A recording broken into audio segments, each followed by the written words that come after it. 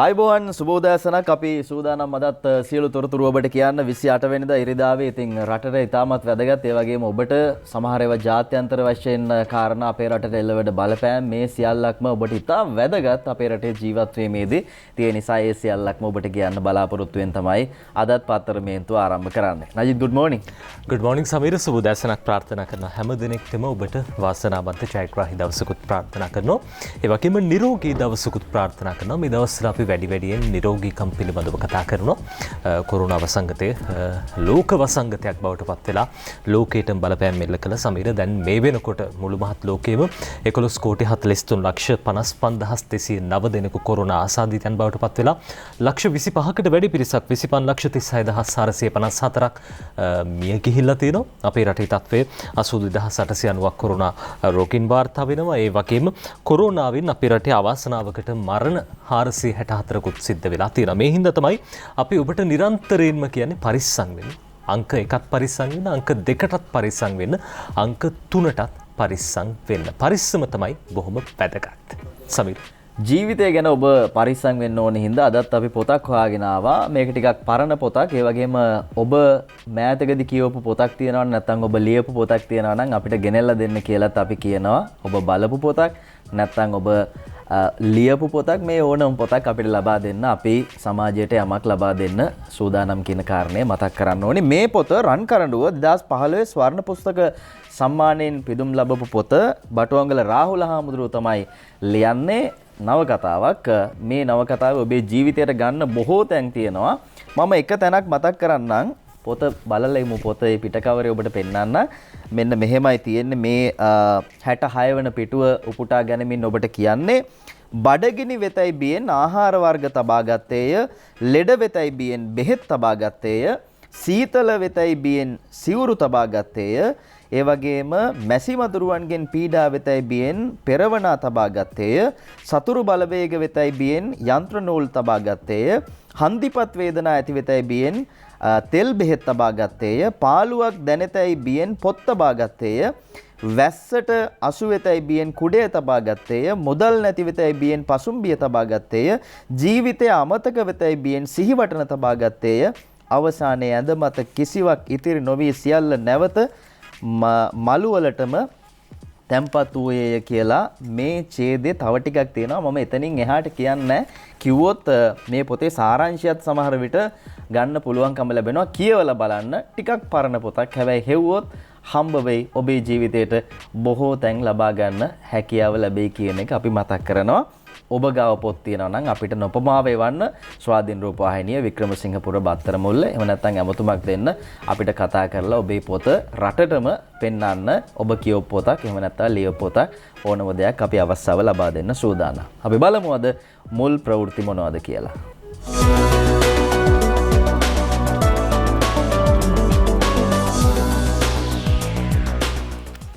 සිළුමිනෙන් පටන් ගන්නම්. අද සිළුමින ප්‍රධාන ප්‍රවෘත්තියෙන් වාර්තා කරනවා අපරාධකරුවන්ට කඩිනමින් දඬුවම් දීමට අපරාධ පනත සංශෝධනය කරේ කියලායි ඒ අනුව කියලා තියෙන්නේ. තාරක වික්‍රමසේකර ලියන්නේ ශීඝ්‍රයෙන් ඉහළ නැග ඇති අපරාධ මර්ධනය කිරීම පිණිස අපරාධ නීති පනත සංශෝධනය කිරීමට රජය තීරණය කළා තියෙනවා.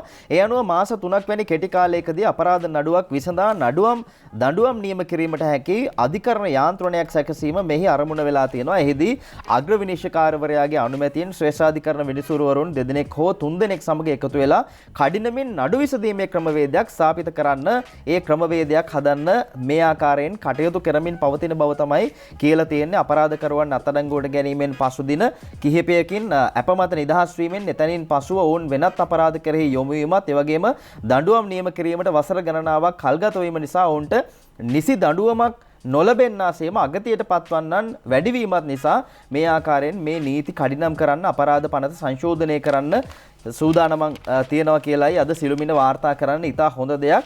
අපි දන්නවා මේ කාරණා මේ විදිහට ඉෂ්ට නොවුනායින් අර කියනවා වගේම අපරාධ වැඩි වෙන්න අපරාධකාරයෙක් අත්අඩංගුවට ගන්නවා. ඊට පස්සේ අධිකරණයට ඉදිරිපත් කරනවා.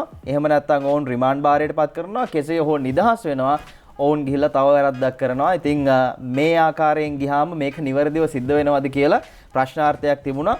ඒ නිසා තමයි අපරාධ පනත සංශෝධනය කරන්න කටයුතු කරන්න කියලා අද මේ විදිහට සිළුමිණ තොරතුරු වාර්තා කරනවා. ජිනීවා මානව හිමිකම් ගැන කතා කරද්දී අපේ රටට වෙන්නේ ලොකු අපරාධයක් කියන එක අපේ රටේ ජනතාවට ඉතා හොඳින් තේරෙනවා.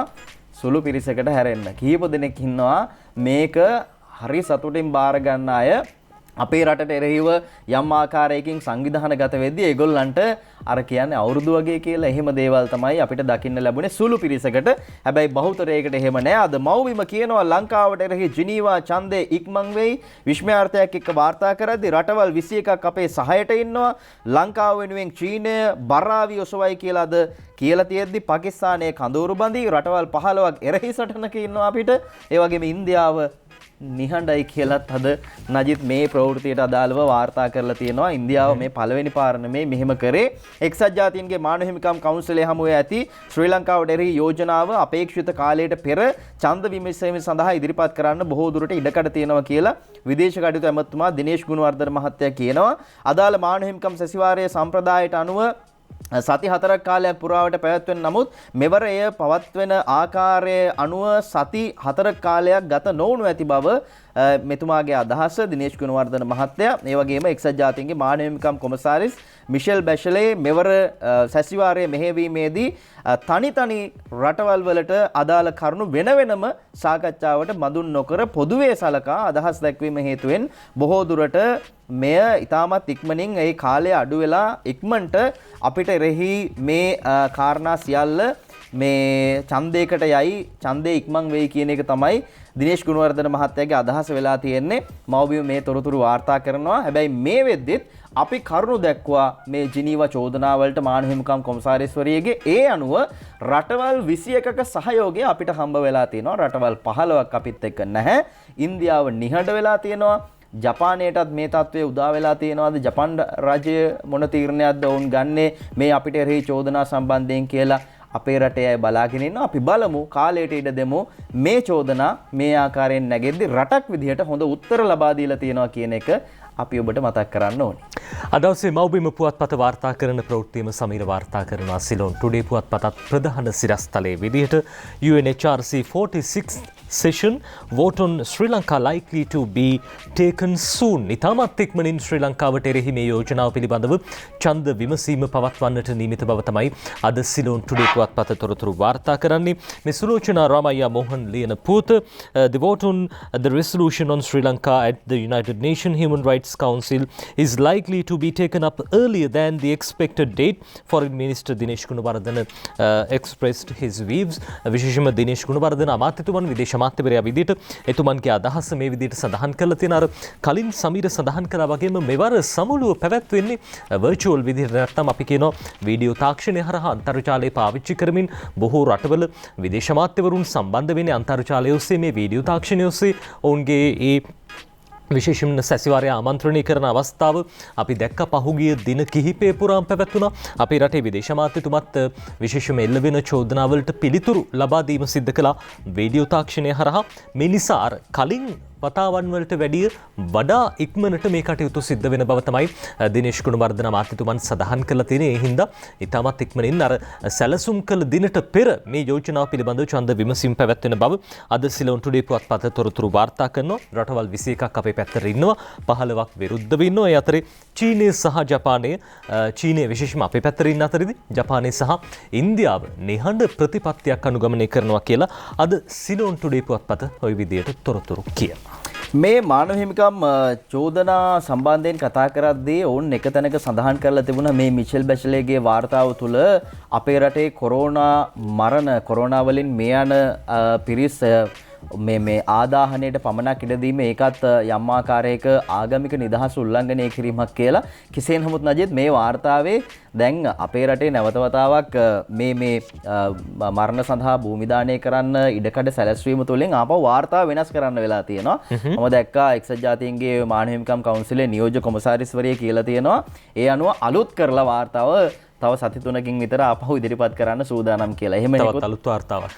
නෑ මේකම වෙනස් කරලා ඒ කියන්නේ දැන් භූමි දාණයට ඉඩකඩ ලබා දීම තුලින් මේ වාර්තාව වෙනස් කරන්න සිද්ධ වෙලා තියෙනවා. අද ඒ ගැන දිවයින කියලා තියෙනවා මේ කොරෝනා මරණ සම්බන්ධයෙන් කොරෝනා මරණ වලලන්න අලුත් දූපතක් කියලායි ඒ අනුව වාර්තා කරන්නේ. මොකද්ද මේ දූපත කියලා අපි බලමු. මේ ආකාරයෙන් කියනවාද COVID-19 වෛරසය ආසාදනය වී මේ යන පුද්ගලයන්ගේ සිරුරු භූමි දාණය සඳහා රජය අවසර දීමත් සමග එම මල සිරුරු භූමි දාන කටයුතු කිරීමට සුදුසු ජන ශූන්‍ය දූපතක් භාවිත කිරීමට සෞඛ්‍ය අමාත්‍යාංශය අවධානය යොමු වෙලා තියෙනවා. ඊට අදාළ දූපත් හඳුනා ගැනීමට මේ වෙනකොට අමාත්‍යාංශය කටයුතු කරන බව ඒ ප්‍රකාශකය කියනවා.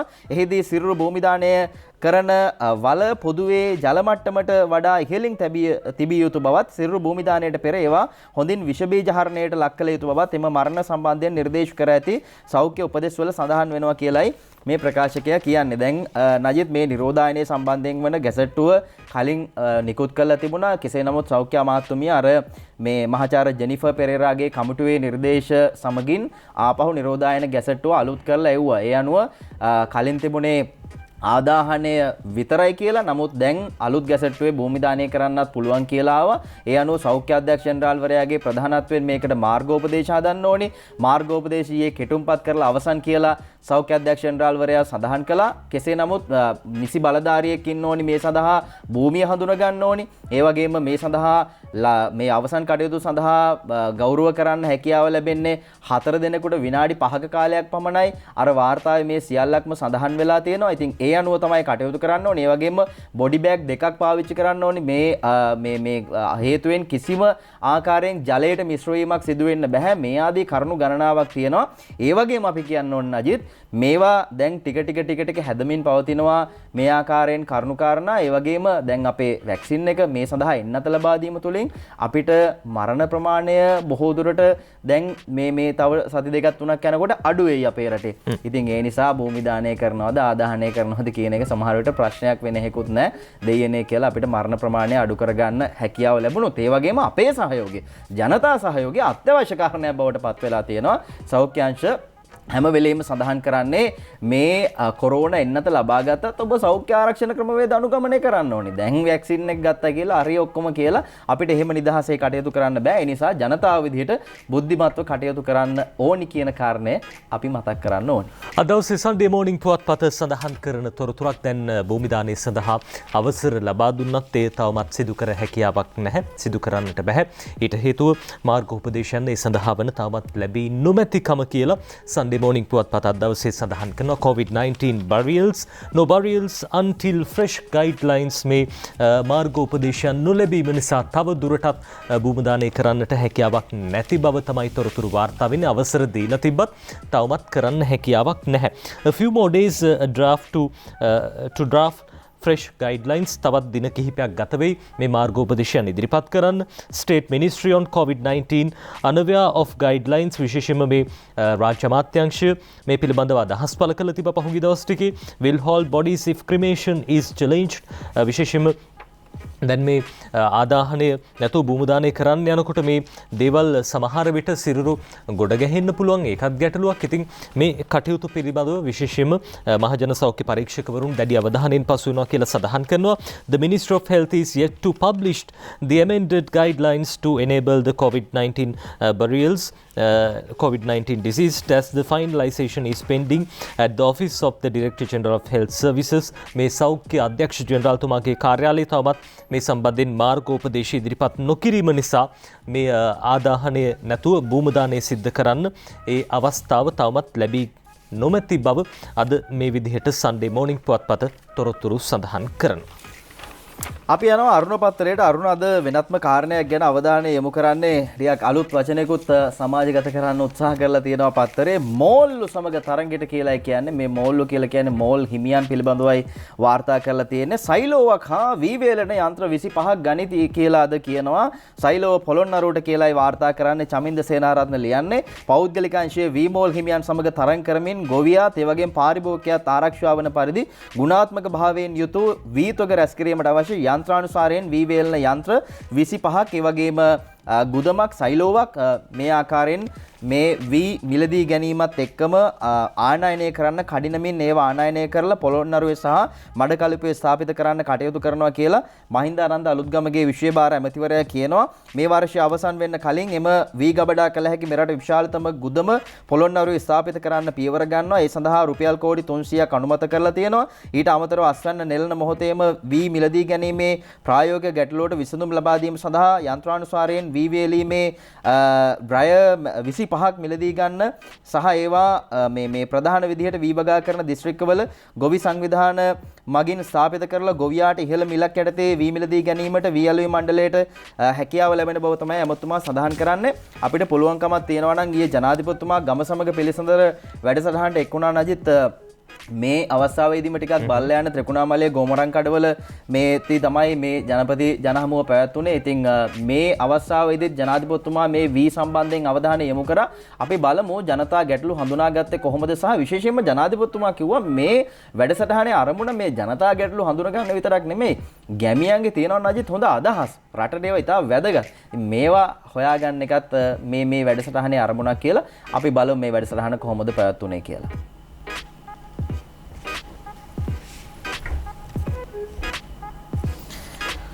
හොඳයි අපි සූදානම් ජනපති පිළිසඳර මේ මොන ආකාරයෙන්ද පැවැත්වුනේ ජනතා ගැටලු විසඳන්නට හැකියාව ලැබුණේ මොන විදිහටද කියලා ඔබට මතක් කරන්න. අපි දැක්ක පහුගිය වැඩසටහන් 11 දී මේ 12 වෙනි වැඩසටහන අජිත් ඊයේ පැවැත්වුනේ. පහුගිය වැඩසටහන් 11 දී හඳුනාගත්ත ගැටලු වලට නිසි විසඳුම් ලබා දෙන්න ආරක්ෂකාංශ සහ ඒ අදාළ රාජ්‍ය යාන්ත්‍රණයට හැකියාව ලැබුණා. අපි බලමු ගෝමරන් කඩවල ඊයේ වැඩසටහන පැවැත්වුනේ කොහොමද කියලා. මේ වගේ දුෂ්කර පළාත් වලට සාමාන්‍යයෙන් ඉන්නේ නැහනේ කවුරුත් නේද? ජනාධිපතිවරු එන්නෙත් නැහැ, ඇමතිවරු එන්නෙත් නැහැලු, ලේකම්වරුන්ට එන්න වෙලාවකුත් නැහැ. ඒකින්ද තමයි මම එන්නේ. මම යන්නේ දුෂ්කරම පළාතේ තියෙන දුෂ්කරම ගම්මාන බලලා. අපි නොමිලේ පොහොර ලබා දුන්නා. ඊට පස්සේ වී වලට රුපියල් 50ක සහතික මිලක් ලබා දුන්නා. ඉස්සර ගොවින්ට වී වලට මිලක් ගන්න බැරුව වස බීලා මැරුණු කාලයක් තිබුණා. මොකද දැන් ගොවියන්ට අවස්ථාව තියෙනවා 50ට හෝ ඊට ඉහළ. සමහර තැන්වල මම අහගෙන ආවා රුපියල් 60ටත් වික්කා. ඒක කමක් නැහැ. ඉතින් ගොවියන්ට සල්ලි එන්න ඕන. ඊයේ මම මගේ ගෙදර වත්තේ වවල තිබුණු කහ සහ ඉඟුරු ගැලෙව්වා. හොඳ ප්‍රමාණයක් අපිට ගලවන්න පුළුවන් වුණා. ඒ වගේම මම දන්නවා ඒ ගහ වවන ප්‍රදේශවල සෑහෙන හොඳ අස්වැන්නක් ඇවිල්ලා තියෙනවා. අපි වෙනද පිටරට වලින් මේකට බිලියන ගාණක් වියදම් කරා. ඩොලර් බිලියන ගාණක්. මේවා ගේන්න. මේ මුදල් පිටරට ගොවියන්ට නෙමෙයි යන්නේ දැන්. ලංකාවේ ගොවියන්. මගේ ප්‍රතිපත්තිය ජනතා කේන්ද්‍රීය ආර්ථික පරිපාලනයක් ඇති කරන්න. රට බාර ගන්නකොටත් අපි දන්නවා ආර්ථිකය බොහොම දුර්වල තැනක තිබුණේ. වසර ගණනාවක් තිස්සේ ගත්තු ණය පිට රටවල් වලින්. හැබැයි ඒවා දැනගෙන තමයි අපි බලයට ආවේ. අපි ඒවා ගැටලු කළමනාකරණය කරන ගමන් මම පත් වුණේ නොවැම්බර් වල. දෙසැම්බර් වෙනකොටම මේ කොවිඩ් ලෝකෙම බලටම ආවා කොවිඩ් ප්‍රශ්නේ. ඉතින් අපිට රට වහන්න වුණා මාස ගණන්. නමුත් අපි ඒවා හොඳට කළමනාකරණය කරගත්තා. දැන් අපිට විශාල වශයෙන්ම කොවිඩ් නිසා බලපෑවේ සංචාරක අංශයට මේ සංචාරක ශාස්ත්‍රයේ විවෘත කරගෙන යනවා. දැන් අපි එන්නත ලබා දෙමින් තිබෙනවා. අපි ගෙනල්ලා තියෙනවා මිලියනයක් එන්නත් ඒවා ක්‍රමවේදයකට අනුව අපි එන්නත සිදු කරමින් යනවා. තමන්ගේ කෘෂි භෝග වගා කර ගැනීම සඳහා ගොවිබිම ආරක්ෂා කරගන්න අලිවැට ඉදි කරලා දෙන්න කියලා ජනතාව අධිකරු ජනාධිපතිතුමන්ගේ 12 වන ගම සමග පිළිසඳර වැඩසටහනේදීත් ඉල්ලීම් කළා. මැදවච්චය ග්‍රාම සේවා නිලධාරි කොට්ටාස දෙකටම අලිවැටක් ඉල්ලලා අපි මැනුම් කටයුතු කරලා තිබෙනවා 2018 හා 2020 තාම එම අලිවැට නොවි තිබෙන්නේ. ඒකට කිලෝමීටර් 20ක වැටක් අපි 21 වර්ෂයේ සැලසුම් කරලා තියෙනවා. ඒක 2021 වර්ෂයේ කරනවා අපි. ඒතර මේ උපකරණ ටික දෙනවා නම් අපිට මේ වනජීවිකේ තාක්ෂණ නිලධාරි මහත්තයෙකුත් දෙනවා නම් තාක්ෂණ දැනුමත් එක්ක සිවිල් ආරක්ෂා දෙපාර්තමේන්තුවේ බටෝ ටික ඉන්නවා අපිට වැඩ කරගන්න පුළුවන්. ගොවි සංවිධානයත් එක්ක එක්කව කළා කතා කරලා ක්‍රියාත්මක කරන්න. මේ වෙනකොට අපිට පානීය ජලය නැහැ. බෙල්ලික්කඩ අපිට මෙතන වැවක් තෝරගෙන තියෙනවා වාරි මාර්ගයෙන් ජල ව්‍යාපෘතියක් ක්‍රියාත්මක කරන්න. ඒකෙන් ගෝමරන් කඩවල අදවි ශ්‍රීපුර මොරවැව ඊගවටස කුච්චවේලි ඒ සියලු ප්‍රාදේශීය ලේකම් අඩම්පට ඒකත් අහු වෙනවා සර්. ග්‍රාම සේවක වසම් 54ම පානීය ජලය දෙන්න පුළුවන්. පානීය ජලය ඝන මීටර 20000ක ව්‍යාපෘතියක් සර්. දැන් ඒකේ දැනට වතුර තියනවද? වතුර තියෙනවා සර්. මැයි මාසේ ඉඳන් අපි පයිප් ලේයින් පටන් ගන්නවා. අගෝස්තු මාසේ ඉඳන් ට්‍රීට්මන්ට් ප්ලාන්ට් එක පටන් ගන්නවා සර්. අපිට අවුරුදු 2කින් සම්පූර්ණයෙන් මේ ප්‍රශ්න විසඳලා දෙන්න පුළුවන්. වන්දි තක්සේරු ලබා දීමේදී ගොඩ සහ මඩ ඉඩම් වලට යම් යම් දුර්වලතා සිද්ධ වෙලා තියෙනවා. සමහර ඉඩම් වලට වන්දි තක්සේරු මේ වෙනකන් ලැබිලා නැතුව තියෙනවා. ඒ වගේම අපේ අත්පත් කරගත්ත කුඹුරු සඳහා විකල්ප කුඹුරු ඉඩම් ලැබිලා නැහැ. දැන් මේට ඉස්සෙල්ලත් ඔය ආංගොයි ව්‍යාපෘතිය සම්බන්ධයෙන් ගැටලු රාශියක් ආවා. මේක ගැන විශේෂ අවධානයක් යොමු කළා බලන්න මේ ප්‍රශ්න ටික විසඳලා දෙන්න. අපේ පාසලේ නම ත්‍රිජීව අබේතිස්ස විද්‍යාලය. මගේ පාසලේ පොත්පත් නැහැ. අපට ඒවා ලබා දෙන්න. අපි පොත් 500ක් දෙන්න ඔයාගේ ඉස්කෝලේට කෝ එන්නේ කවුද එන්නේ? එන්න. ගුරුතුමිය ඉන්නවද? පුස්තකාලය සඳහා පොත් ප්‍රදානය කිරීමය. හරි. පොත් 500ක් තියෙනවා. පොත් පෙට්ටිය තියෙනවා එක එකතු කරගන්න. හැබැයි කියවන්න ඕන පොත්. හරිද? දැන් මම ඊළඟට බලනවා පොත් කියවනවාද කියලා.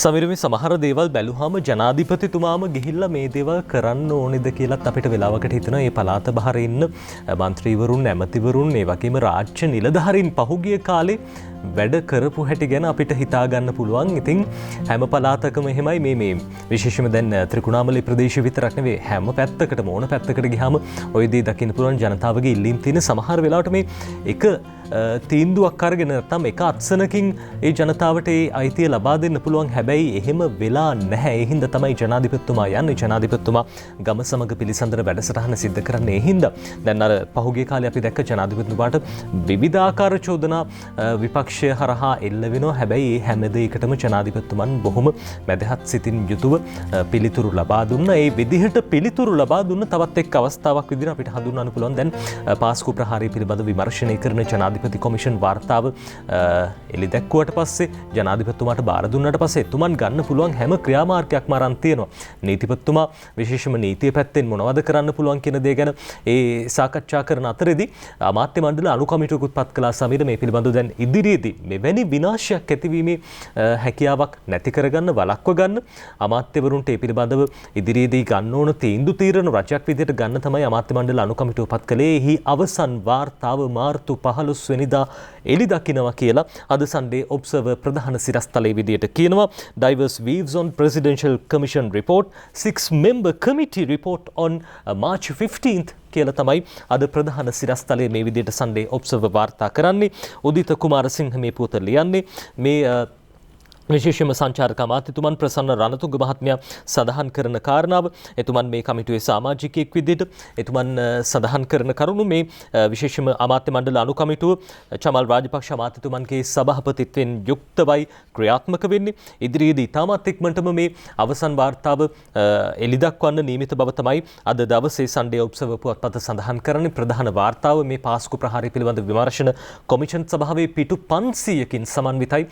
මේ පිටු 500ම කියවලා අධ්‍යයනය කරලා මේ අවසන් වාර්තාව සකස් කරන බව තමයි ප්‍රසන්න රණතුංග අමාත්‍යවරයා සඳහන් කරන්නේ. ඒ වගේම අපි දැක්ක පහුගිය කාලේ විශේෂයෙන්ම සඳහන් කරලා තිබා සාක්ෂිත් එක්ක මේ ලබා දුන්නු තොරතුරුත් එක්ක පිටු ලක්ෂයක් විතර වෙනවයි කියලා මේ අවසන් වාර්තාව. ඉතින් මේ හැම දෙයක්ම අධ්‍යයනය කරන්න උනේ ඒ සඳහා කාලය අවශ්‍යයි. හැබැයි මාර්තු 15 වෙනිදාට මේ වාර්තාව ඉදිරිපත් කරන්න සූදානම් කියලා ප්‍රසන්න රණතුංග අමාත්‍යතුමන් සඳහන් කරනවා. අපි සූදානම් ලංකාදීප පුවත්පතේ ප්‍රධාන සිරස්තලයේ බලන්න. විශේෂයෙන්ම දැන් මේ පාස්කු ප්‍රහාරය හරහා හිටපු ජනාධිපතිවරයාටත් කිසියම් ආකාරයක චෝදනා කිහිපයක් එල්ල වෙලා තිබ්බා. ඒ සම්බන්ධයෙන් එතුමන් නීති මගට යනවා කියලා අද ඉරිදා ලංකාදීපය කියනවා. මෛත්‍රී නීති මගට මේ අජන්ත කුමාර අගලකඩ ලියන පොත පාස්කු ඉරිදා ප්‍රහාරය පිළිබඳ විමර්ශනය කිරීමේ ජනාධිපති කොමිෂන් සභා වාර්තාවෙන් නගා ඇති චෝදනා සම්බන්ධයෙන් නීති උපදෙස් ලබා ගැනීමට හිටපු ජනාධිපති මෛත්‍රීපාල සිරිසේන මහතා තීරණය කර ඇතැයි වාර්තා වනවා. හිටපු ජනාධිපතිවරයා ඉක්ුත් දින කිහිපයේද නීතිඥයන් පිරිසක් හමු වී මේ පිළිබඳව ගත යුතු ක්‍රියාමාර්ග සම්බන්ධයෙන් සාකච්ඡා කර ඇතැයි ආරංචි මාර්ග සඳහන් කරයි. පාස්කු ඉරිදා ප්‍රහාරය සම්බන්ධයෙන් හිටපු ජනාධිපති සිරිසේන මහතාට එරෙහිව දණ්ඩ නීති සංග්‍රහයේ සුදුසු විධිවිධාන යටතේ අපරාධ නඩු පැවරීමට නීතිපතිවරයා විසින් සලකා බැලිය යුතු බවට පාස්කු ඉරිදා පිළිබඳ ප්‍රහාරය විමර්ශනය කිරීමේ ජනාධිපති කොමිසම සිය වාර්තාවෙන් නිර්දේශ කර ඇත කියලා වැඩි දුරටත් සඳහන් කරනවා. ඉතින් නීති තර්කය තමයි ජනාධිපතිවරයෙක්ට එරෙහිව නඩු පවරන්න පුළුවන්ද? ජනාධිපතිවරයෙක්ට මුක්තියක් තියෙනවා. මේ මුක්තිය යටතේ නඩු පවරන්න පුළුවන්ද? අපි දන්නේ නැහැ. කොහොමුණත් අදාළ නීතිඥවරුන් ඒ නීති පාර්ශවයන් ඒ පිළිබඳව කටයුතු කරයි. ඒ නිසාම තමයි හිටපු ජනාධිපතිවරයා මේ නීති උපදෙස් ලබා ගන්න කටයුතු කරලා තියෙන කියලා අජන්ත කුමාර අගලකඩ අද ඉරිදා ලංකාදීපයට ওই විදියට ලියනවා. සමීර අර නීති තර්ක කිහිපයක් ඇවිල්ලා තිබුණා ඔය සම්බන්ධයෙන්. හිටපු අගමැතිතුමා සරත්නන්ද සිල්වා මහත්තයා එක කතාවක් කියනවා. වගේම තවත් ජ්‍යෙෂ්ඨ නීතිඥවරුන් තව කතාවක් කියනවා. කෙසේ නමුත් අපිට නීති තර්ක හෝ පිටු ගාන නෙමේ වැදගත් වෙන්නේ. ඔය අවසන් වාර්තා පිටු ලක්ෂයක් විතර වෙයි කියනවා. පිටු දෙකක් හරි කමන්නේ. අවසානයේ මේ සඳහා හවුල් වෙච්ච සියලු දෙනාටම දඬුවම් ලබා දෙන්න පුළුවන් නම් අන්න ඒක තමයි වැදගත් වෙන්නේ. අපි විරාමයකට යනවා. අනතුරුව තවත් තොරතුරු ඔබට කියන්න සූදානම්.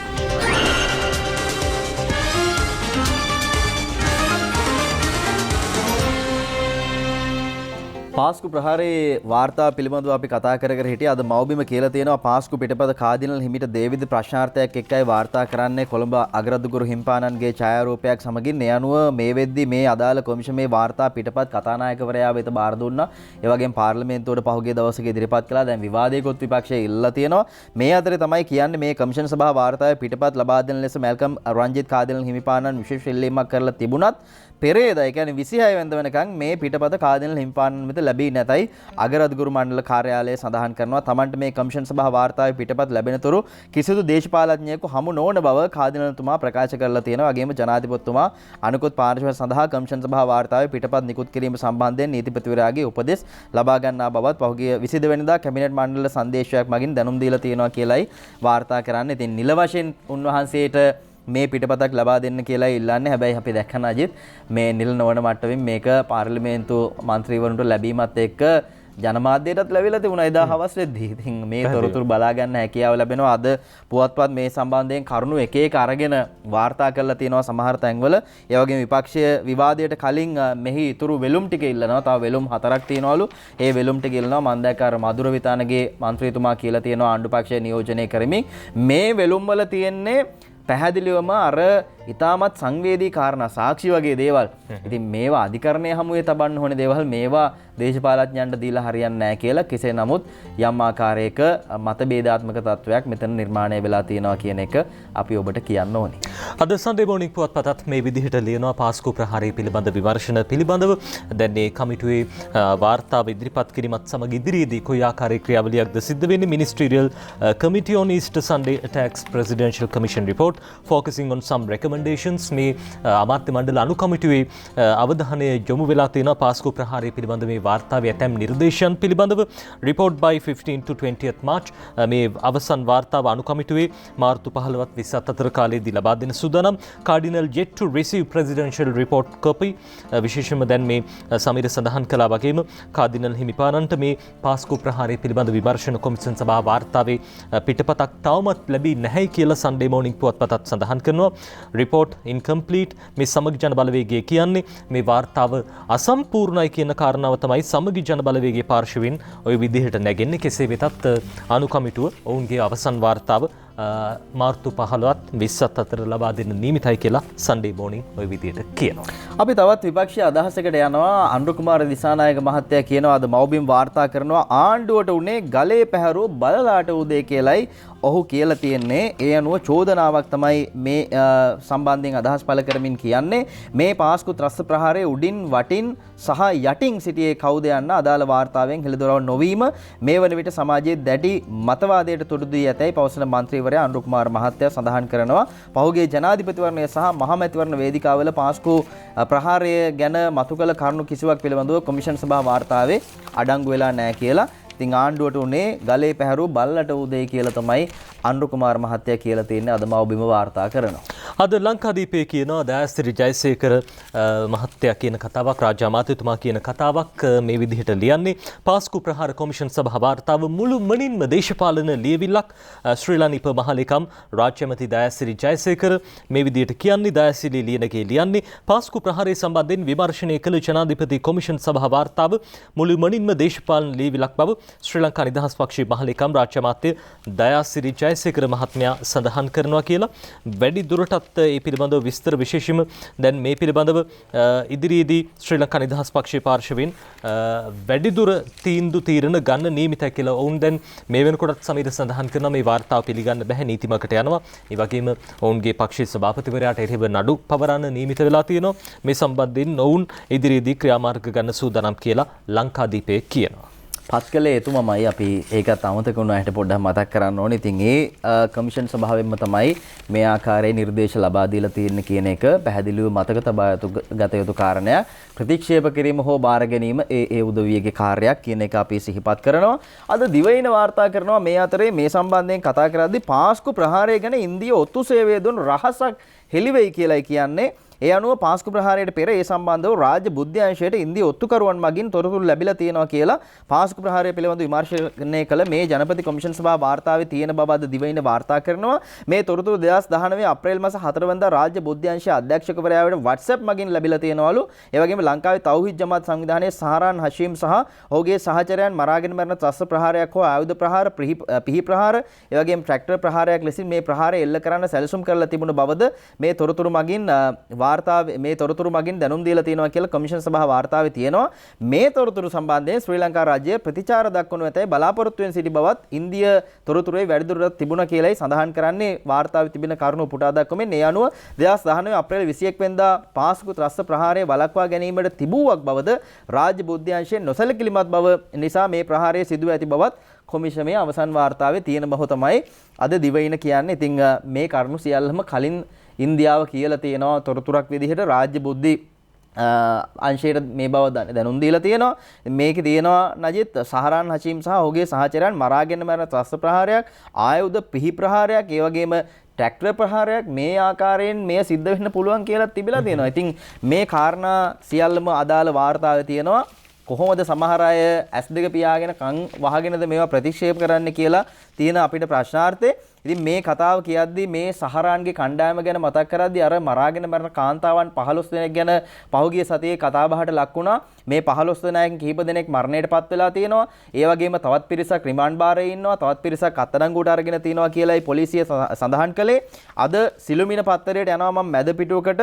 සිළුමිණ පත්තරේ ඒ අනුව 18 පිටුවේ 17 පිටුවේ මේ ආකාරයෙන් සඳහන් වෙනවා. සක්වල ළඟ මේ ලිපිය ලියමින් කියනවා කළු සලුවෙන් මුහුණ වසා දෙවියන් වෙනුවෙන් මරාගෙන මරන මුස්ලිම් කාන්තාවෝ මේ ලිපියේ දීර්ඝ විස්තරයක් අරගෙන යනවා. මම උපුටා ගන්නවා නජිත් කාරණා කිහිපයක් මේ ලිපියේ තියෙන ත්‍රස්වාදයේ වැළැක්වීම පිළිබඳව අන්තර්ජාතික මධ්‍යස්ථානය කියනවා මුස්ලිම් කාන්තාවන් මරාගෙන මරන ප්‍රහාර සඳහා යොමු ඇත්තේ ඔවුන්ට මුස්ලිම් සමාජය තුළ નિરાයාසයෙන් ලැබී ඇති ආරක්ෂාව පදනම් කරගෙන කියලා. මුස්ලිම් රටක විදේශ හමුදා ක්‍රියාත්මක වන අවස්ථාවක ඔවුන්ට පහර එල්ල කරන්න පහසුම ක්‍රමය වෙලා තියෙන කාන්තාවන් යොදා ගැනීම, ඒ පුරුෂයන්ට වඩා කාන්තාවන් පරීක්ෂා කිරීම අවමෝණ්‍ය බැවින් සහ ඔවුන්ගේ ඇඳුම් ආයිත්තම් හේතුවෙන් බව පහසුවෙන් හඳුනා ගන්න නොහැකි වීම නිසා බව කියනවා. පුරුෂයන්ට වඩා කාන්තාවන්ට පහසුවෙන් මුරු කපුල පසු කරමින් ගමන් කිරීමේ හැකියාව තවත් වාසියක් විදිහට තියෙනවා කියලා කියන්නේ.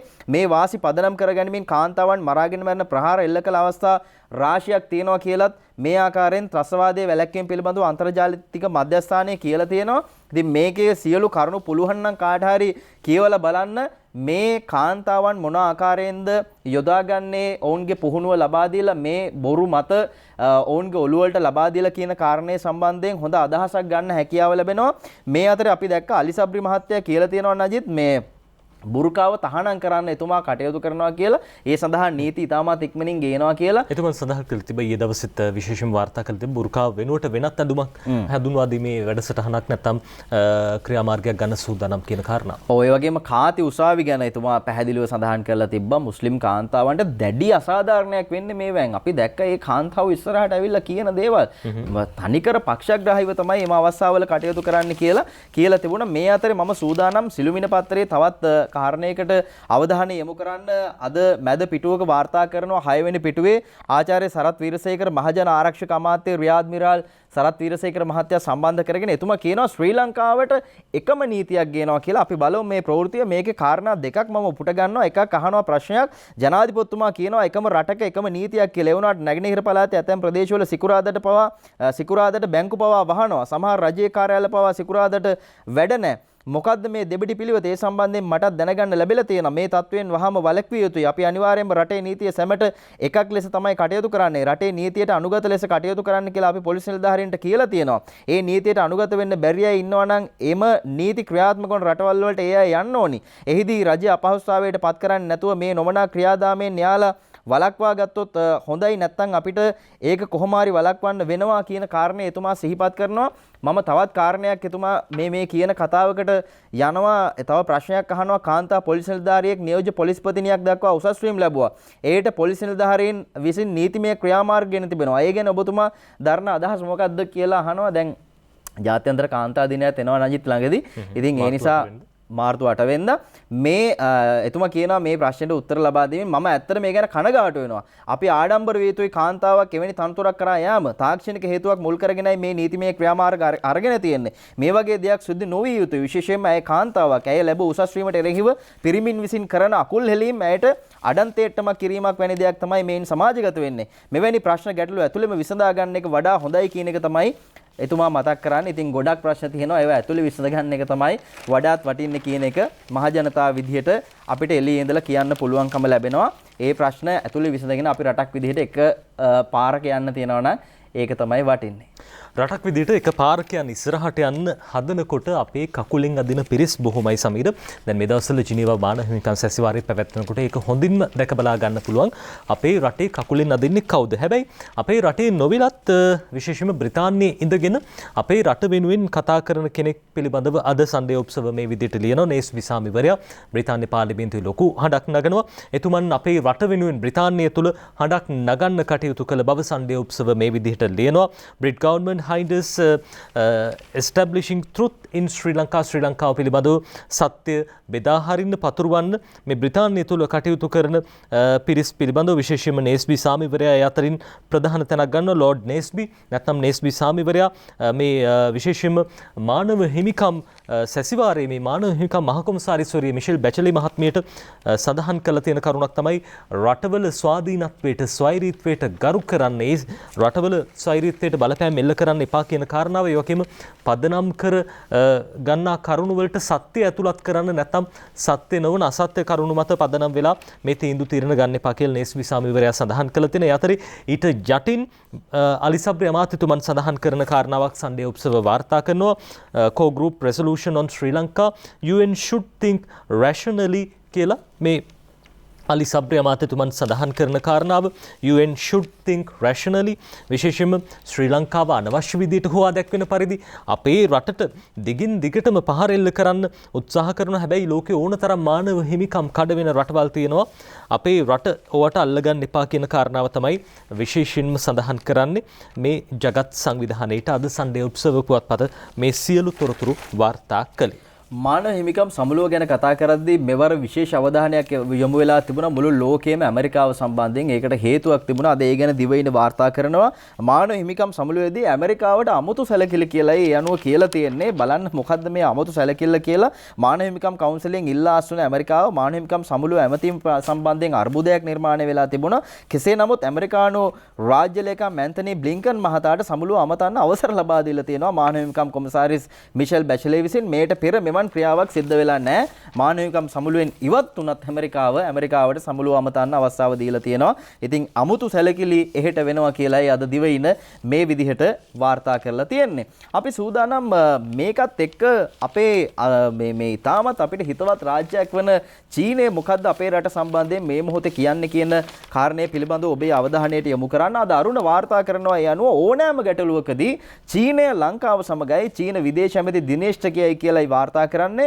ගෝලියෝ බලපාන ඕනෑම ගැටලුවකදී චීනය තම සහාය ශ්‍රී ලංකාවට ලබා දෙන බව චීන විදේශ අමාත්‍ය වෙන් ගී ප්‍රකාශ කරලා තියෙනවා කියලා අද අරුණ පත්තරේ මේ ආකාරයෙන් තොරතුරු වාර්තා කරලා තියෙනවා. ඒ අනුව ඔවුන් ඕනම සහයෝගයක් ලබා දෙන්න ලෑස්ති. ඒ වගේම ලෝකයේ ඇතම් රටවල් බලවත් රටවල් මානව හිමිකම් නාමයෙන් කුඩා රටවල් පීඩාවට පත් කිරීමට කටයුතු කරමින් ඉන්නවා කියලා චීනය කියනවා. චීන විදේශ ඇමතිවරයා මේ පිළිබඳව සඳහන් කරන්නේ පහුගිය බ්‍රහස්පතින්දා ලංකාවේ විදේශ අමාත්‍ය දිනේෂ් ගුණවර්ධන මහත්තයාත් එක්ක විශේෂ දුරකථන සංවාදයක යෙදමින් කියලායි අද අරුණ පත්තරේ මේ ආකාරයෙන් තොරතුරු අරගෙන එන්නේ. ඉතින් ඕනම තත්වයකදී චීනය අපේ හිතවත් රාජ්‍යයක් විදිහට අපිත් සමග අත්වැල් බැඳ ගන්න සූදානම්, මේ සඳහා සහයෝගය ලබා දෙනවා කියලායි ඔවුන් සඳහන් කරන්නේ. අපි මෙතනින් එහාට යනවා අපහු මේ කොරෝනා එන්නත සම්බන්ධයෙන් කතා කරන්න. කොරෝනා එන්නත දැන් ලබා දීමත් එක්ක සමහර තැන්වල අපි දැක්කා ගැටලු කිහිපයක් මතුවලා තිබුණා. ජනතාවට මේ නිසි ක්‍රමවේදයක් අනුව ලබා දෙන්න සැලසුම් කරලා තිබුණා. හැබැයි වයස අවුරුදු 60ට වැඩි අයට ඊට පස්සේ ආපහු මෙන්න කවුරුත් දන්නේ නැතුව අවුරුදු 30ට වැඩි අයට මේ එන්නත ලබා දීමට කටයුතු කිරීමත් එක්ක PHIලා මහජන සෞඛ්‍ය පරීක්ෂකවරු අපහසුතාවයට පත් වුණා කියලයි ඔවුන් සඳහන් කළේ. මේ අතරේ අරුණ කියනවාද කොවිඩ් එන්නත ලබා දීමත් සමග PHIලට තිබූ බලතල පළාත් පාලන ආයතනවලට කියලා COVID-19 පාලනය සඳහා සෞඛ්‍ය අධ්‍යක්ෂ වෙනරාල්වරයා විසින් මහජන සෞඛ්‍ය පරීක්ෂකවරුන්ට ලබා දීලා තිබුණ බලතල පළාත් පාලන ආයතන වෙත පැවරීම කෙරෙහි රජයේ අවධානය යොමු වෙලා තියෙනවා කියලයි අද අරුණ මේ විදිහට වාර්තා කරලා තියෙනවා. ඒ අතර අද ලංකාදීපයේ සඳහන් කරන කාරණාවක් රජයේ වෛද්‍ය නිලධාරීන්ගේ සංගමයේ සඳහන් කරන්නේ මේ පිළිබඳව. දැන් අපි දන්නවා සමීර අපේ රටේ COVID-19 පැතිරීම වැළැක්වීමේ ජාතික ක්‍රියාන්විත මධ්‍යස්ථානයක් ක්‍රියාත්මක වෙනවා. ওই තත්ත්වයේ යටතේ රජයේ වෛද්‍ය නිලධාරීන්ගේ සංගමයේ සඳහන් කරන මේ මර්ධන වැඩපිළිවෙල ඉබාගාතේ කොරෝනා මර්ධනයට මෙහෙයුම් මධ්‍යස්ථානයක් ඕනේ කියලා ඔවුන් සඳහන් කරනවා. එතකොට දැන් අපිට අහන්න තියෙන ප්‍රශ්න තමයි අර COVID-19 පැතිරීම වැළැක්වීමේ ජාතික ක්‍රියාන්විත මධ්‍යස්ථානෙන් මේ මෙහෙයුම් කටයුතු සිද්ධ වෙන්නේ නැද්ද කියන වග. කෙසේ වෙතත් කොරෝනා වසංගතය මර්ධනය කිරීමේ වැඩපිළිවෙල ඉබාගාත යන ස්වරූපයක් පවතින නිසා එම කටයුතු විධිමත්ව පවත්වාගෙන යාමට වහාම මෙහෙයුම් මධ්‍යස්ථානයක් පිහිටුව යුතු බව රජයේ වෛද්‍ය නිලධාරීන්ගේ සංගමයේ ඉල්ලීමක් කළා තියෙනවා. ඉතින් ඔවුන් සඳහන් කරන්නේ දැන් මේ සිද්ධ වෙන කාර්යය තවත් වඩාත් විනිවිද භාවයෙන් සහ වඩාත් ක්‍රියාශීලී විදිහට කරන්න තැනක් ඕනේ කියන කාරණාව. කෙසේ වෙතත් COVID-19 පැතිරීම වළක්වන්න වෙනමම ක්‍රියාන්විත මධ්‍යස්ථානයක් තියෙනවා. ඒ මධ්‍යස්ථානයේ වැඩ කටයුතු තවදුරටත් පුළුල් කිරීම බොහොම වටිනවා කියන කාරණාව අපි මතක් කරන්න කැමති. අපි සූදානම් විරාමයක් ලබා ගන්න. විරාමයෙන් පස්සෙත් බලමු අද ජාතික පුවත්පත්වල තොරතුරු.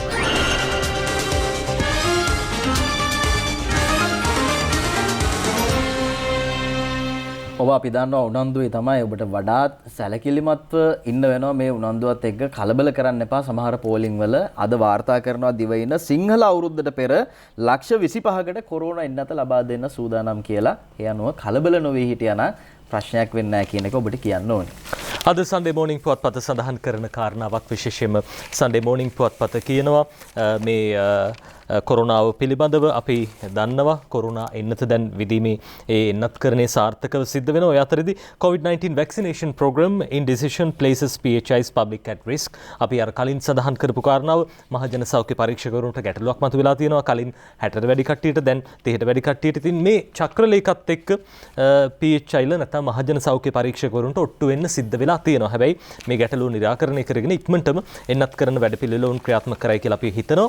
ඔය අතරේ සමීර හෙට දවසේ සාමාන්‍ය පෙළ විභාගය ආරම්භ වෙනවා. අද සන්ඩේ ඔබ්සර්වර් කියනවා මේ විදිහට සාමාන්‍ය පෙළ විභාගයේ පිළිබඳව special centers for COVID-19 infected students GC O-level exams begins tomorrow. හෙට දවසේදී මේ සාමාන්‍ය පෙළ විභාගය ආරම්භ වෙනවා. සාමාන්‍ය පෙළ විභාගය මාර්තු මාසේ 1 වෙනිදා ඒ කියන්නේ හෙට දවසේ ඉඳන් 10 වෙනිදා වෙනකම් පැවැත්වෙනවා. විශේෂයෙන්ම කොරෝනා ආසාදනය වෙච්ච සිසුන් සඳහා වෙනමම විභාග මධ්‍යස්ථාන පවත්වන්නටත් ඉදිරියේදී කටයුතු කරනවා කියලා සන්ඩේ ඔබ්සර්වර් ওই විදියට විස්තර කියනවා. ඕලෙවල් ඉවරුණාට පස්සේ ඉස්කෝලේ සාමාන්‍ය ඉගෙනීම් කටයුතු 15 වෙනිදා දැන්ට ආරම්භ කරන්න කටයුතු කරලා තියෙනවා සමස්ත රටම ආවරණය කරගැනීමෙන්. මේ අතරේ අද වාර්තා කරනවා සිළුමිණ පාසල් දරුවන්ටත් අපරාධ හා සිවිල් නීතිය කියලා. ඒ අනුව පාසල් දරුවන්ට අපරාධ නීතිය හා සිවිල් නීතිය ඉගෙනීම සඳහා නවතම විෂයක් පාසල් විෂයමාලා පද්ධතියට ඇතුළත් කරන්නේ ජාතික අධ්‍යාපන ආයතනයේ කටයුතු යොදලා තියෙනවා. පාසල් දරුවන්ට රටේ පවත්නා නීතිය පිළිබඳව ඇති අල්ප දැනුම වර්ධනය කර නීති කරුණු පිළිබඳව පාසල් අවධියේ සිටම සිසුන් දැනුවත් කිරීම මේ පියවර ගන්න මේ හේතුව කියලායි අද සිළුමිණ වාර්තා කරන්නේ. ඔය අතරේ ලංකාදීපයේ කියන කාරණාවක් මේ නැගෙනහිර ජැටිය පිළිබඳව කොළඹ වරායේ මත ගැටුමෙන් නැගෙනහිර ජැටියේ දොබකර තවම මග උපුල් වික්‍රමසිංහ ලියන පුවත කොළඹ වරායේ නැගෙනහිර පර්යන්තයේ ඉදිරි මෙහෙයුම් කටයුතු සඳහා දොබකර යන්ත්‍ර 14ක් ඇනවුම් කිරීමට යෝජනා වී ඇති. නමුත් ගෙන්වන්නේ ගෑන්ට්‍රි දොඹකරද ස්වයංක්‍රීයව ක්‍රියාත්මක වෙන දොඹකරද යන කාරණේ සම්බන්ධයෙන් වරාය අධිකාරියේ වෘත්තීය සංගම් අතර එකඟත්වයක් ඇති නොවීමෙන් ඒ කටයුතු ප්‍රමාද වෙමින් තිබෙන බවට තොරතුරු වාර්තා වෙනවා.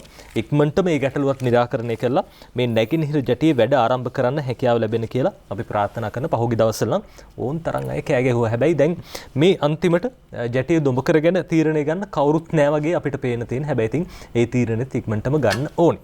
අරුණ පත්තරේ කියනවා නොවෙනස්ව වසර 5කට එක බදු ප්‍රතිපත්තියක් අප්‍රේල් මාසයේ ඉඳලා නයන තරංග ලියන්නේ. ගෝඨාභය රාජපක්ෂ මහත්තයා තීරීපත් වූ විගස ප්‍රකාශයට පත් කළ බදු සංශෝධන සියල්ල ඇතුළුව වර්තමාන රජයේ සියලු බදු නොවෙනස් කිරීම ලබන වෙනස් කිරීම සමාවන්න වෙනස් කිරීම ලබන අප්‍රේල් මාසයට පෙර පාර්ලිමේන්තුවේ ඉදිරිපත් කර සම්මත කරගන්නා බව මුදල් අමාත්‍යාංශය කියනවා. ඒ අනුව නොවෙනස්ව වසර 5කට එක බදු ප්‍රතිපත්තියක් අප්‍රේල් මාසයේ ඉඳලා මේ ආකාරයෙන් හඳුන්වා දෙන්න සූදානම් කියලායි අරුණ අද වාර්තා කරන්නේ. මේ අතරේ අද සිළුමිණට ගියාම කියනවා ඉන්දු ලංකා සංචාරක බබුලක් කියලා. අපි දැක්ක යුක්‍රේන සංචාරකයන් පැමිණීමත් එක්ක සංචාරක ව්‍යාපාරයේ නැවුම් පරිචයක් ආරම්භ කරන්න අපිට හැකියාව ලැබුණා. ඉතින් මේකත් එක්ක ඉන්දියා රජයේ යෝජනාවක් විදිහට මේ ආකාරයෙන් ඉන්දු ලංකා ගුවන් බුබුලක් ආරම්භ කරන්න දෙරටේම ජනතාව මෙහිදී අවබෝධයෙන් යුතුව කටයුතු කරමින් ඉදිරියේදී සංවිධානය විය යුතු බව අර්ජුන් රන්තුංග සංචාරක ඇමතුමා කියලා තියෙනවා.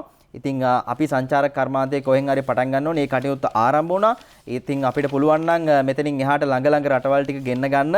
ඒ අනුව තමයි මේ සැලසුම් සකස් කරන්න කියලායි අර්ජුන් රන්තුංග මහත්තයා කියලා සමාවන්න ප්‍රසන්න රන්තුංග මහත්තයා කියලා තියෙන්නේ. සහෝදරයෝ හින්දා පොඩ්ඩක් පැටලෙනවා. හරි මේ අතරේ සිළුමිණ කියනවා තේ නිපැයුමෙන් 28%ක් වතුරේ කියලා අද සිළුමිණ වාර්තා කරන්නේ තේ නිෂ්පාදනයෙන් 4න් 1කට අධික ප්‍රමාණයක් හානියට පත්වන බව වැවිලි කර්මාන්ත රාජ්‍ය ඇමති කනක හේරත් මහත්තයා කියනවා. තේදළු පසුවස්වනු හානිය 28%ක් දක්වා ඉහළ ගිහිල්ලා තියෙනවා කියලායි ඇමතුමා සඳහන් කරන්නේ. නජිත් දන්නවත් දන්නෙත් නැහැ. සමහර ඔය කූඩ හඳුන්වා දුන්නානේ. ඉතින් ගෝනිවල තමයි තාමත් ඒ වුණාට අපි ගම් වලට ගියාම දළු ප්‍රවාහණය කරනවා දකින්නේ. වැස්ස කාලට එහෙම ලොකු අර තියෙන පීලිනේ පීලි වලට දළු ගෝණි අල්ලලා තමයි ෆැක්ටරියට අරන් එන්නේ. ඒ වගේ අකටයුතුකම් කරනවා. ඉතින් ඒ නිසා තමයි මේ පසු අස්වනු හානි සිද්ධ වෙන්නේ. ඒවා වළක්වා ගන්න පීවර ගන්නවා කියලා ඇමතුමා සඳහන් කරනවා. ඒ අතර ඉදිරියේදී වතුකම්කරු වැටුප දැන් දහසක් දක්වා වැඩි කරලා තියෙනවා. හැබැයි තාම ක්‍රියාත්මක නැහැ. එහි අවසන් තීන්දුව తీරන ගන්න ඉදිරියේදී රැස් වෙනවා කියලා තියෙනවා. අද Sunday morning ලියන්නේ state sector wage hike decision after tomorrow's meeting. මේ පිළිබඳව අවසන් තීන්දුව ගන්න හෙට දවසේ රැස් වෙන්නට නියමිතයි කියලා විශේෂයෙන්ම මේ කලාපීය තේ වගාකරුවන් මේ හැම දෙනෙක්ම එකතු වෙලා තීරණය ගන්න සූදානම් කියලා කියන අතරදී අද ලංකාදීපය කියනවා කිරිපිටි මිල වැඩි කරන්න සමාගම් අවසර පතයි. මහින්ද නිශ්ශංක මේ පොත ලියන්නේ කිරිපිටි කිලෝවේ පැකට්ටුව රුපියල් 100කින්ද ග්‍රෑම් 400 පැකට්ටුව රුපියල් 40කින්ද වැඩි කිරීම සඳහා ආනයනික කිරිපිටි සමාගම් පිළිබඳ සමාගම් පාරිභෝගික කටයුතු පිළිබඳ අධිකාරීන් ඉල්ලලා තියෙනවා කියලා වැඩි දුරටත් තොරතුරු වාර්තා කරන අතරදී අපි විදේශ පොතකට අවධානය යොමු කරන්න සූදානම් වෙන්නේ සමීර. ඔව් විදේශ ප්‍රවෘත්තියකට යන්න කලින් නජිත් අපි මතක් කරන්න ඕන අනුර සේනානායක මහත්තයාගේ අවසන් කටයුතු අද සිද්ධ වෙනවා. එතුමා ජේෂ්ඨ නියෝජ්‍ය පොලිස්පතිවරයෙක් විදිහට කටයුතු කළා. ඒ වගේම එතුමා ගායකයෙක්. සමහර නියෝජ්‍ය පොලිස්පතිවරයාට ආදරේ නොකරපු පිරිස් ගායකයට ආදරේ කර අනුර සේනානායක කියන සමහරු ජේෂ්ඨ පොලිස්පතිවරයාට මේ ආකාරයෙන් ආදරේ කළා. ඉතින් ඔහුගේ ගීත පිළිබඳව මතක් කරද්දී මාගේ කෙරෙල්ලේ සඳ කිඳුරු කිඳුරියන් මේ වගේ ගීත මතක් කරන්න පුළුවන්. ඔහු අද මේ ආකාරයෙන් අපෙන් සමුගන්නවා. ඔහුට නිවන් සුව ප්‍රාර්ථනා කරනවා. සහ අවසන් ගෞරව දක්වන්න ඔබට පුළුවන් නම් ඒ සඳහා සම්බන්ධ වෙන්න කියලාත් මතක් කරනවා. ඒ අතරේ සමීර අපේ විදේශ පොතකට අවධානය යොමු කරන සූදානම් අද දවසේ ප්‍රධාන පිටුවේ Sunday Observer වාර්තා කරන විදේශ පොත Lady Gaga's dog found safe after armed robbery. මේ විශේෂයෙන්ම දැන් සොර කණ්ඩායමක් නැත්තම් මේ Lady Gagaගේ නිවස අපි දැක්කා මේ පිරිස ඇවිල්ලා මංකොල්ල කන්න මුදල් පැහැර ගන්න උත්සාහ කරනවා. මේ අවිගත් පිරිසක් තමයි පැමිණි. හැබැයි ඒ සිද්ධියෙන් පස්සේ ලේඩි ගගාගේ සුරතල් සුනකයා බොහොම සුවෙන් නැත්තම් හොඳින් ඉන්නවා කියන කාරණා පිළිබඳව තමයි අද ওই විදිහට Sunday Observer පුවත්පත විදේශ තොරතුරක් විදිහට කියන්නේ. අපි බලන්න සූදානම් අද දවසේ ටැබ්ලොයිඩ් අතිරේකයන් වාර්තා කරන තොරතුරු ඒ වගේම විශේෂාංග විශේෂ තොරතුරක් අපි ඔබට කියන්න සූදානම් අද දවසේ මීවිත අතිරේකයේ 12 වෙනි පිටුවේ සඳහන් වෙන කාරණාව මේ චරිතය ඔබට දුටු පමණින් හඳුන ගන්න පුළුවන්. පත්‍රමේන්තුව බලනවා නම් මේ ඉන්නේ කවුද කියලා අඳුර ගන්න පුළුවන්. මේ ඉන්නේ බුද්ධික වික්‍රමාදිත්‍ය අපේ සහෘදයා. පැහැදිලිවම පත්‍රමේන්තුව ස්වාධීනයි.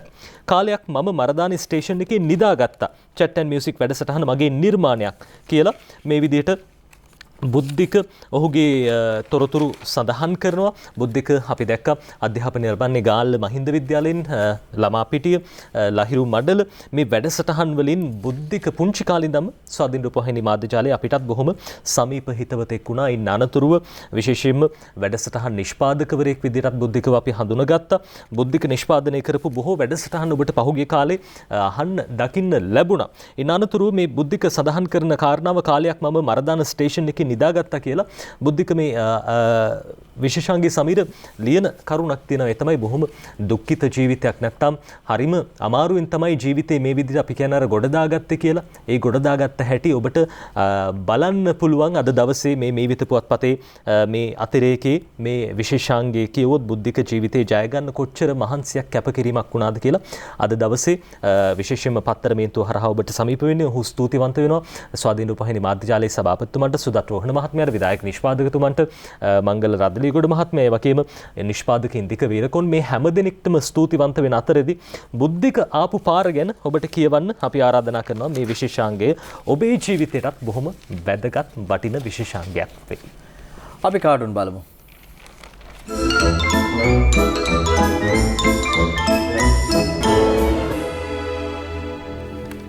පියල් සමරවීරගේ ලංකෝනිස් කාටුන් එක අද මුලින්ම ඔබට පෙන්වන්න සූදානම්. බලන්න ඔන්න දෙන්නෙක් ඉන්නවා ලංකෝනිස් සහ බිරිඳ ඇවිල්ලා ලංකෝනිස් ටිකක් අමාරුවෙන් ඉන්නේ. එන්නත විදගන්න කියලා ගියාට විදගන්න බැරි වුණා හාමිනේ. එහෙනම් කොහොමද ඔය උණ ගතියකුයි ඇඟේ පතේ රුදාවකුයි ආවේ මහත්තයෝ? ඒ එන්නත විදගන්න පොරකන්න ගිහිල්ලා හාමිනේ කියලා තියෙනවා. සතිය ගරුණ පුවත්පතේ කාටුනේ අපි තෝරගන්නේ හසන්ත විජේනායක අඳින කාටුනේ. බලන්න මේ ඉන්නේ S2 බැටගෙන කවුද කියලා පවිත්‍ර මැඩම්. මේ අපි දකින්න වෙන කාටුනයක් අරුණ පුවත්පතේ. අරුණ පුවත්පතේම තවත් කාටුනයක් අපි බලලා මේ දකින්න කාටුනේ සමීර. මේ ඉන්නේ කවුද කියලා අඳුනගන්න බලන්න. මේ පවිත්‍ර මැඩම් වගේ තමයි අපිට පේන්න තියෙන්නේ. S2ක් බැඳගෙන දැන් ඔන්න එන්නත විදින්න හොයනවා. මේ ලෙඩ්ඩු රෝගීන් හැමතැනම හොයනවා. හැබැයි ඉතින් අර මේ කාටද විදින්නේ කියලාවත් පේන්නේ නැහැ. ඔය වගේ තත්ත්වයක් වෙලා තියෙනවා කියලා තමයි හසන්ත නම් කියන්නේ. හැබැයි ඉතින් එන්නත් කරන වැඩපිළිවෙල පිළිවෙලකට යනවා කියලා තමයි අපි නම් දන්නේ. කොහොම වුණත් මේ විදිහට කාටුන් එක ඇඳලා තියෙනවා. කොවිඩ් එන්නත් වැඩපිළිවෙල හරියට නිකන් අර S2 බැඳලා එන්නත විදින කෙනාව හොයනවා වගේ එන්නත ගහ ගන්න එන්න කෙනාගේ S2 බැඳලා. සිළුමිනේ ඉඩික්ලින් කාටුන් එකේ ඊළඟට අපි පෙන්නනවා ඔබට මෙන්න තියෙනවා මේක නූල් බෝලයක්. එහෙම නැත්නම් අර කටු වලින් වැහුණු බෝලයක් විදිහට කෙනෙකුට දකින්න පුළුවන්. ජාතිවාදය, කොවිඩ් වෛරසය, ත්‍රස්තවාදය, දුප්පත්කම, විදේශ කුමන්ත්‍රණයේ ආර්ථිකයේ මේ හැම දෙයක් එක්කම අපේ ළඟම තියෙන රටවල් දෙකක් පාකිස්තානය සහ ඉන්දියාව. මෝදි අගමැතිතුමා එක පැත්තකින්, ඉම්රාන් ખાන් මහත්තයා තව පැත්තකින්. පාකිස්තාන අගමැතිතුමා ඉතින් එතුමත් එක්ක අපේ ජනාධිපතිතුමා මැද ඉන්නවා. අපි එකතු වෙලා කලාපයම දියුණු කරමු කියලයි එතුමා කියන්නේ.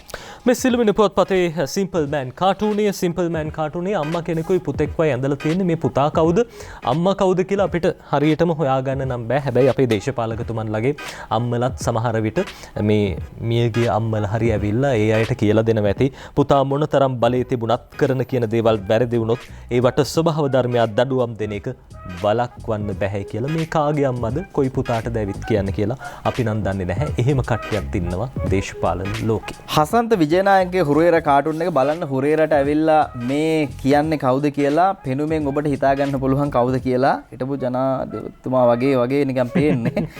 ඔබ බලන්න පාස්කෝ කොමිසමේ වාර්තාවේ චෝදනා කැරකිලා තියෙන්නේ මෙහෙ පැත්තටනේ බං කියලා කියනකොට හුරේර කියනවා අබරන් සිල් ගත්තා වගේ ජනාධිපතිකම් කරන්න ගියාම ඔහොම තමයි සෑර් කියලා ඔන්න කියලා තියෙනවා. අපි කාටුන් අවසන් කරන්න තෝරගන්නා දිවයින පුවත්පතේ හිටිවනේ කවියාන් රාදහිරිපිටියගේ ලියන්නේ මෛත්‍රීට රතු කොඩියක් අතින් වහයි කොවිඩ් දේහ පිළිබඳ තිබු අවුල් නිමයි. ජිනීවා ඡන්ද එතකොට පෙමින් බලයි මහින්දත් නියම මොහොතේදී ගියර් දමයි කියලා අනුරාධ හිරිපිටියගේ ওই විදිහට හිටිවනේ කවිය ලියනවා. හිටිවනේ කවියත් එක්කම අපි සූදානම් ඔබේ නිවසින් සමුගන්න. ඔබට වැදගත් හරවත් වැඩසටහන් ගණනාවක් අද ස්වාධීන රූපවාහිනිය විකාශය කරන්න නියමිතයි. මේ කීරිදාවේ අපිත් එක්ක රැඳෙන්න කියන ආරාධනයත් එක්ක ඔබට නිරෝගී සුව ප්‍රාර්ථනා කරමින් අපි සමුගන්නවා. ආයුබෝවන්.